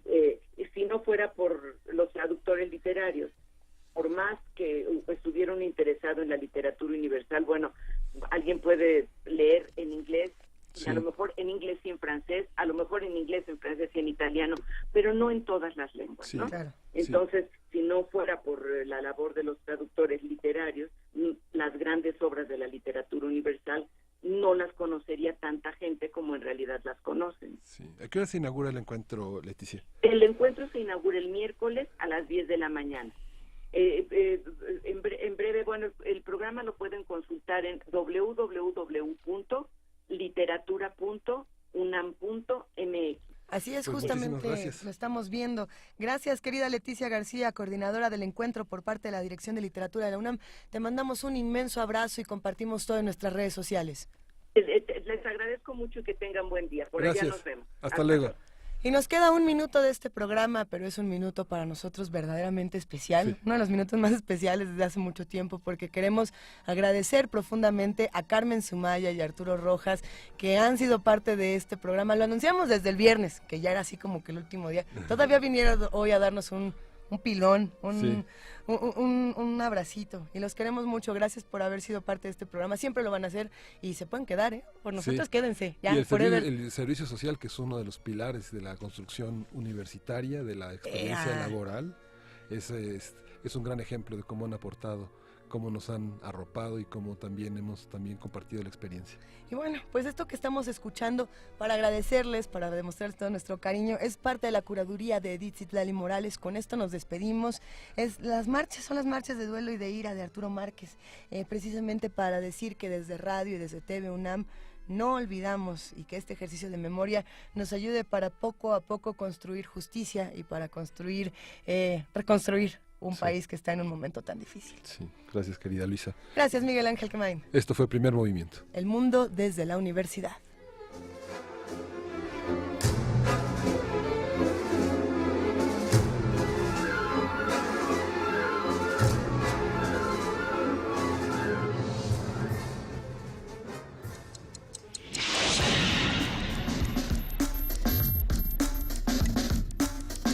Radio UNAM presentó Primer Movimiento. El mundo desde la universidad.